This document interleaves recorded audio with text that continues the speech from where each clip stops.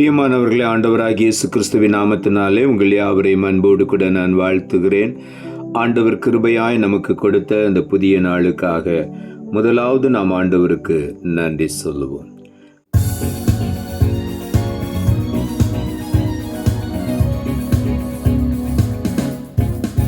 வெள்ளம் போல் நிந்தை மேற்கொள்ள வந்தும் வீரன் நெகேமியா ஆவியை அளித்தே.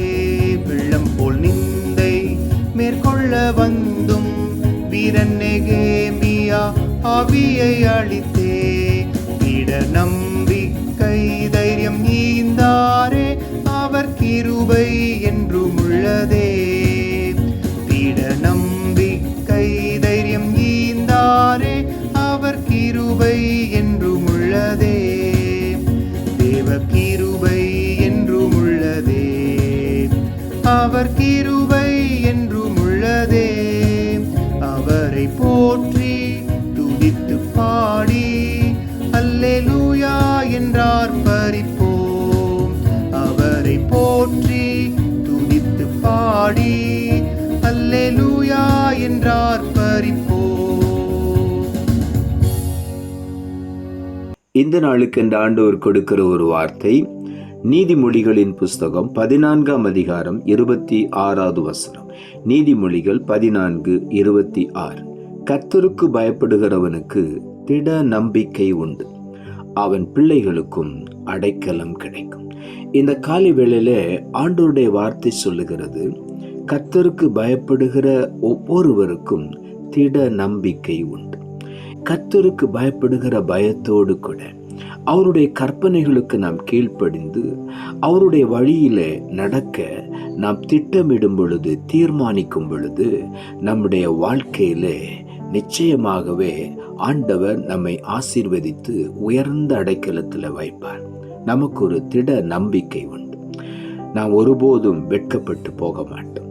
சங்கீதங்களின் புஸ்தகம் 128ஆம் அதிகாரம் 1 வசனம் சொல்லுகிறது, கர்த்தருக்கு பயந்து அவர் வழிகளில் நடக்கிறவன் எவனோ அவன் பாக்கியவான் என்று ஆண்டவருடைய வார்த்தை சொல்லுகிறது.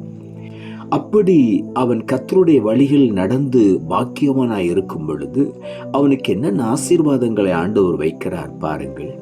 உன் கைகளின் பிரயாசத்தை நீ சாப்பிடுவாய், உனக்கு பாக்கியமும் நன்மையும் உண்டாயிருக்கும் என்று அங்கே எழுதப்பட்டிருக்கிறது. நம் கையின் பிரயாசத்தை நாம் சாப்பிடுவோம், எந்த குறைவும் நமக்கு இருக்காது, நாம் பாக்கியம் உள்ளவர்களாய் இருப்போம். அதைத்தான் இங்கே ஆண்டவருடைய வார்த்தை சொல்லுகிறது. மாத்திரமல்ல, உன் மனைவி உன் வீட்டோரங்களில் கனித்துறும் திராட்சை கொடியை போல இருப்பாள், உன் பிள்ளைகள் உன் பந்தியை சுற்றிலும் ஒலிவ மர கன்றுகளைப் போல இருப்பார்கள். அவருக்கு பயப்படுகிற ஒவ்வொருடைய வாழ்க்கையிலும் மனைவி வீட்டோரங்களில் கனித்தரும் திராட்சை கொடியை போல இருப்பாள். இன்றைக்கு எத்தனை குடும்பங்களிலே மனைவிகளுக்கும் கணவர்மாருக்கும் எவ்வளவோ பிரச்சனைகள். இந்த காலை வேளையில நாம் கர்த்தருக்கு பயந்த ஒரு வழிகளில் நடக்கும் பொழுது நம்முடைய மனைவி வீட்டோரங்களில் கனித்தரும் திராட்சை கொடியை போல இருப்பாள் என்று ஆண்டவருடைய ஆசீர்வாதம் சொல்லுகிறது. மாத்திரமல்ல, பிள்ளைகள், இன்றைக்கு எத்தனையோ குடும்பங்களிலே பிள்ளைகளை குறித்த பாரம், பிள்ளைகள் கீழ்ப்படியவில்லையே என்று சொல்லி இந்த காலை வேளையில நாம் முதலாவது கர்த்தருக்கு பயந்து அவர் வழிகளில் நடக்கும் பொழுது நம்முடைய பிள்ளைகள் கர்த்தரால் போதிக்கப்பட்டிருப்பார்கள் என்று வேதம் சொல்லுகிறது. நம்முடைய பிள்ளைகள் நம் பந்தியை சுற்றிலும் ஒலிவ மர கன்றுகளைப் போல வளருவார்கள். இந்த காலை வேளையில இந்த ஆசீர்வாதங்களை நாம் பெற்றுக்கொள்ள வேண்டுமானால் நாம் கர்த்தருக்கு பயந்து அவர் வழிகளிலே நடக்க வேண்டும். அது மாத்திரமல்ல, கர்த்தருக்கு பயப்படுகிற மனுஷன் இவ்விதமாய் ஆசீர்வதிக்கப்படுவான் என்று அங்கே எழுதப்பட்டிருக்கிறது. கர்த்தர் சீயோனிலிருந்து உன்னை ஆசீர்வதிப்பார், ஜீவனுள்ள நாளெல்லாம் எருசலேமின் வாழ்வை நீ காண்பாய் என்று ஆண்டவர் வாக்கு பண்ணுகிறார். நீ உன் பிள்ளைகளின் பிள்ளைகளையும் இஸ்ரவேலுக்கு உண்டாகும் சமாதானத்தையும் காண்பாய் என்று அந்த சங்கீதத்தில் எழுதப்பட்டிருக்கிறது. ஆகவே அவ்வளவு ஆசீர்வாதங்களை அந்த சங்கீதத்தில் ஆண்டவர் வைத்திருக்கிறார். முதல் வசனமே சொல்லுகிறது, கர்த்தருக்கு பயப்படுகிற மனுஷன், கர்த்தருக்கு பயந்து அவர் வழிகளில் நடக்கிறவன் எவனோ அவன் பாக்கியவான். அவன் ஒருபோதும் வெட்கப்பட்டு போக மாட்டான். அவனுக்கு ஒரு திட நம்பிக்கை உண்டு, அவன் பிள்ளைகளுக்கும் அடைக்கலம் கிடைக்கும். கர்த்தருக்கு பயப்படுகிறது என்றால் ஆதியாகம புஸ்தகம் 22 அதிகாரம் 12 வசனத்திலே ஆபிரகாமை ஆண்டவர் அழைத்து சொன்னார், உன்னுடைய ஒரே புதல்வனை நீ எனக்கு பலி செலுத்த வேண்டும், சர்வாங்க தகன பலியாய் பலியிட வேண்டும் என்று. அவன் எந்த வார்த்தையும் கேட்கவில்லை. 100 வயதாகும்போது முதிர் வயதில் ஆண்டவர் கொடுத்த மகன் ஆண்டவர் மறுபடியும் பலி செலுத்த சொல்லுகிறாரே என்று சொல்லி எந்த வார்த்தையும் கேட்கவில்லை. அவன் தன்னுடைய பிள்ளையும் அழைத்து கொண்டு ஆண்டவர் காண்பித்த இடத்திற்கு அவன் புறப்பட்டு போனான். அங்கே என்ன எழுதப்பட்டிருக்கிறது? அவன் பிள்ளையை அந்த பலிபீடத்திலே கிடத்தி கத்தியை ஓங்கும் பொழுது ஆண்டவருடைய வார்த்தை பரலோகத்திலிருந்து வருகிறது, நீ அவனை உன் புத்திரன் என்றும் உன் ஏக சுதன் என்று பாராமல் எனக்காக ஒப்பு கொடுத்தபடியினால் நீ தேவனுக்கு பயப்படுகிறவன் என்று இப்பொழுது அறிந்திருக்கிறேன் என்று தேவனாகிய கர்த்தர் ஆபிரகாமை பற்றி சொன்னார். ஆண்டவருக்கு பயப்படுகிறது என்றால் முழுமையான கீழ்ப்படுதல். ஏன், எதற்கு என்று யோசிக்காதபடி, கேள்வி கேட்காதபடி, அர்ப்பணிப்பு நிறைந்த ஒரு கீழ்ப்படுதலோடு கூட ஆண்டவருடைய வார்த்தைக்கு அப்படியே நாம் கீழ்ப்படியும் பொழுது நிச்சயமாகவே நாம் தேவனுக்கு பயப்படுகிற பிள்ளைகள் என்பதை ஆண்டவர் வாக்கு பண்ணியிருக்கிறார். அவர்களுக்குத்தான் ஆண்டவர் திட நம்பிக்கை உண்டு என்று சொல்லுகிறார்.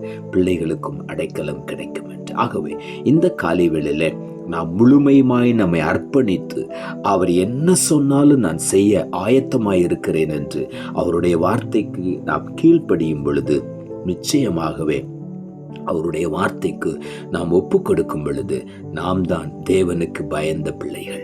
நம்மைத்தான் ஆண்டவர் ஆசீர்வதிப்பார். நமக்கு நிச்சயமாக ஒரு திட நம்பிக்கை உண்டு. இந்த காலை வேளையிலே இப்படிப்பட்ட அர்ப்பணிப்பு நிறைந்த கீழ்ப்படுதலோடு கூட ஆண்டவரை நம்பும் பொழுது ஒருபோதும் நவிட்கப்பட மாட்டான். பக்தனாகி யோபு சொல்லுகிறார், யோபு 13 அதிகாரம் 15 வசனத்திலே, அவர் என்னை கொன்று போட்டாலும் அவர் மேல் நம்பிக்கையாய் இருப்பேன் என்று சொல்லி. இந்த காலை வேளையில யோபுவுடைய நம்பிக்கை அதுதான்.